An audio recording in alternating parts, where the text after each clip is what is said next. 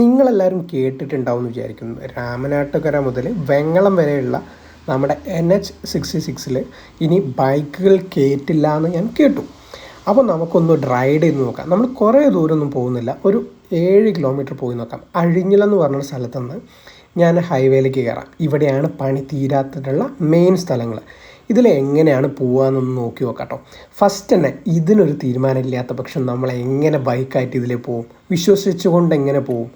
കാരണം ഇതിപ്പം മാന്യമായിട്ട് റൈറ്റ് സൈഡിൽ കൂടെ തന്നെയാണ് വന്നതെന്ന് വിചാരിക്കാം. നമ്മൾ ലെഫ്റ്റ് സൈഡിൽ കൂടിയാണ് പോകുന്നത്.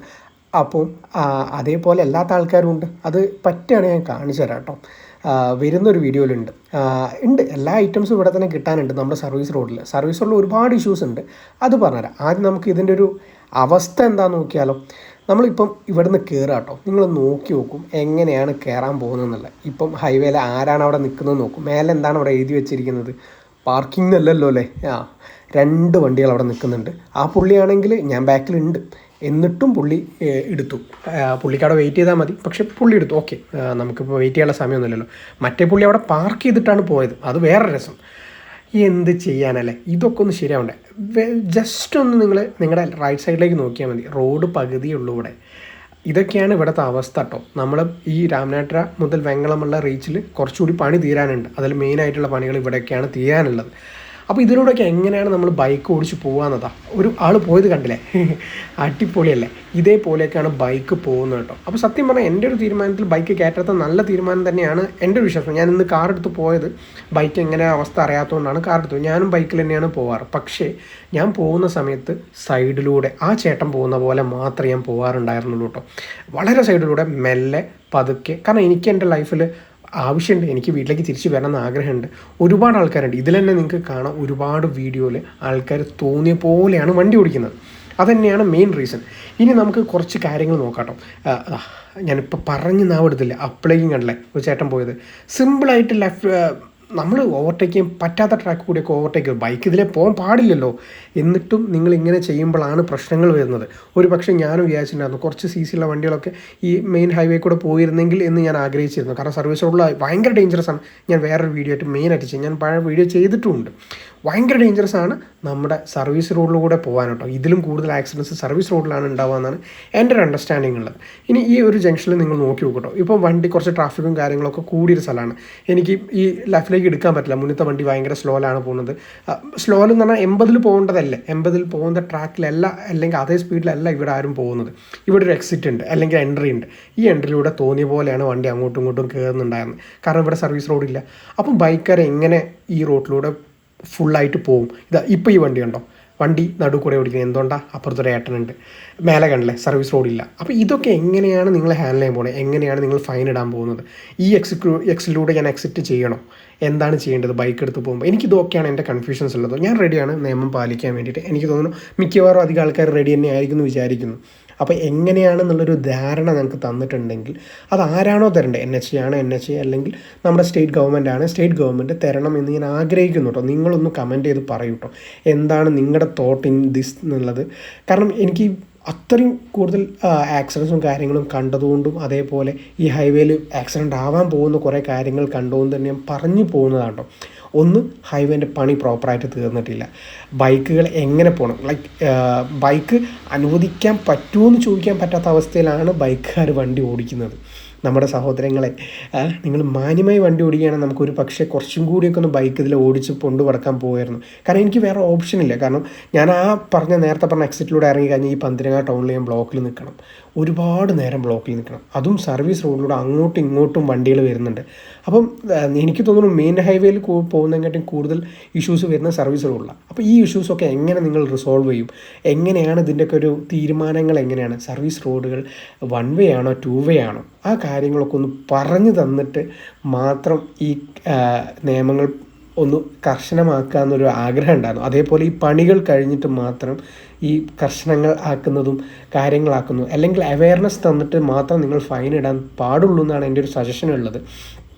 ഈ റാഷ് ഡ്രൈവ് ഓടിക്കുന്ന ഈ എന്താ പറയുക കണ്ണാപ്പികളുണ്ടല്ലോ കുറേ, അവരെ നിങ്ങൾ പിടിച്ചു വെച്ച് ഫൈൻ ഇട്ടോളൂ. ഈ മാന്യമായി ഓടിക്കുന്ന ഒരുപാട് ആൾക്കാരുണ്ട്. ഇവിടെയാണ് ഞാൻ പറഞ്ഞത് പണി കഴിഞ്ഞിട്ടില്ല.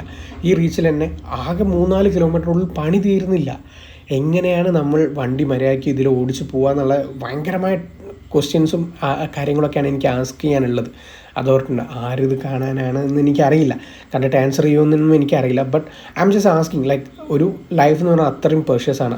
ആ ലൈഫിനെ ഡിപ്പെൻഡ് ചെയ്ത് ഒരുപാട് ആൾക്കാർ ജീവിക്കുന്നുണ്ട്. അപ്പം അതുകൊണ്ട് തന്നെ നിങ്ങളാണ് ആൻസർ ചെയ്യേണ്ടത്. മരിച്ചു കഴിഞ്ഞിട്ട് നിങ്ങൾ നിയമം മാറ്റി. ഇപ്പോൾ എൻ്റെ ഫ്രണ്ട്സ് 5 ആൾക്കാർ, അതിലൊരാളാണ് എൻ്റെ ഫ്രണ്ട് ഉണ്ടായത്, ബാക്കി നാട്ടുകാരായിരുന്നു.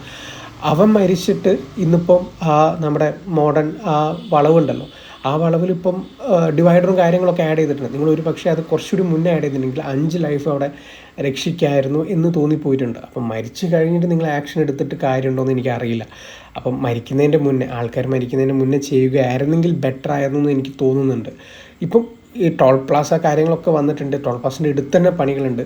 ഈ മുന്നും ബാക്കിലും, ഐ മീൻ ടോൾ പ്ലാസിൻ്റെ ഫ്രണ്ടിലും ബാക്കിലും പണി തീരാത്ത ഒരുപാട് സ്ഥലങ്ങളുണ്ട്. ഹൈലൈറ്റ് മാളിൻ്റെ അവിടെ ഉണ്ട്, അതേപോലെ തൊട്ട് മുന്നിലുണ്ട്. ഇതൊക്കെ ടോൾ കൊടുത്ത് പോകാമെന്നല്ലാതെ നമുക്ക് വേറൊരു കാര്യം പറയാനോ ഇത് ചെയ്തു തരാനുള്ള നട്ടലുള്ള ഒരു രാഷ്ട്രീയക്കാരും ഇല്ലയെന്ന് തന്നെയാണ് എനിക്ക് തോന്നുന്നത്. ഈ പഞ്ചായത്തിലൂടെയും, ഇതൊക്കെ പഞ്ചായത്താണല്ലോ, ഇതൊക്കെ പോകുന്ന സമയത്ത് NHA ഈ കാര്യങ്ങളൊക്കെ ചോദിച്ചിട്ടുണ്ടായിരുന്നു. എവിടെയൊക്കെ അണ്ടർപാസ് വേണം, എവിടെയൊക്കെ ഓവർപാസ് വേണം എന്നുള്ളതൊക്കെ ചോദിച്ചിട്ടുണ്ടായിരുന്നു എന്നാണ് എൻ്റെ ഒരു അണ്ടർസ്റ്റാൻഡിങ്ങൾ.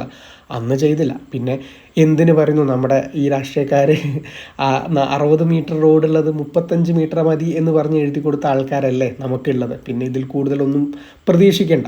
ഫ്രം ഇംപ്ലിമെൻറ്റേഷൻ ടു എക്സിക്യൂഷൻ വരെ ഇതിന് പ്രശ്നങ്ങളുണ്ടെന്നാണ് എൻ്റെ ഒരു അണ്ടർസ്റ്റാൻഡിങ്ങിൽ. ഇതിപ്പോൾ തന്നത് സ്പീഡ് ഹൈവേ ആണോ അല്ലെങ്കിൽ ഒരു മരണത്തിലേക്കുള്ളൊരു വഴിയാണോ എന്ന് അറിയില്ല. വേണം നിങ്ങൾക്ക് ജസ്റ്റ് കാണിച്ചു തരാം, ഒന്ന് നോക്കി നോക്കൂട്ടോ. ഈ ബൈക്കാരൻ പോകുന്ന ആ പോക്ക് നിങ്ങൾ നോക്കി നോക്കൂ. കുറച്ച് മുന്നിൽ ഇവരൊക്കെ അത് കണ്ടില്ലേ, പോയത് കണ്ടില്ലേ? അതാണ് അവസ്ഥ. സ്പീഡ് ട്രാക്ക് കൂടിയാണ് ഇപ്പോഴും പോകുന്നത്. ഒരു കാലവും ബോധവും ഇല്ലാത്ത ആൾക്കാരാണ് നമ്മുടെ നാട്ടിലുള്ളത്. സെക്കൻഡ് ട്രാക്കിലേക്കൊന്നും നിങ്ങൾ കയറാൻ പാടില്ല. സ്പീഡ് ട്രാക്ക് നിങ്ങൾ വിട്ടേക്കും. ഈ പുള്ളി കണ്ടില്ലേ, അടിപൊളിയാണ്. ഇവൻ്റെ തലയിലൊക്കെ എപ്പോഴാണ് ഈ കാലം വന്നിരിക്കുന്നതെന്ന് അറിയില്ല കേട്ടോ, സത്യം പറയാലോ.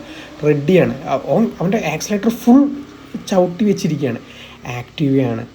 വലിയ ബാലൻസ് ഒന്നും ഉണ്ടാവില്ല. തട്ടിക്കഴിഞ്ഞാൽ നിങ്ങൾക്ക് ഒറ്റയടിക്ക് വണ്ടി മേലെ കൂടെ കയറും മനുഷ്യ, വീട്ടിലെത്തൂല. ഞാൻ പറയാലോ, വീട്ടിലെത്തൂല. അപ്പോൾ നിങ്ങൾ സൂക്ഷിച്ച് മാത്രം ഇതിലെ വണ്ടി ഓടിക്കുക. എന്ത് നിയമം വന്നോട്ടെ, നിങ്ങളുടെ ലൈഫ് നോക്കി വണ്ടി ഓടിക്കുക. നിങ്ങൾ കാരണം വേറെ ആളുടെ ലൈഫും കൂടി പോക്കാതിരിക്കുക. അത്ര കാര്യങ്ങളാണ് പറയാനുള്ളത്. ഇതിന് ഒരുപാട് ക്ലാരിറ്റി വരാനുണ്ട്.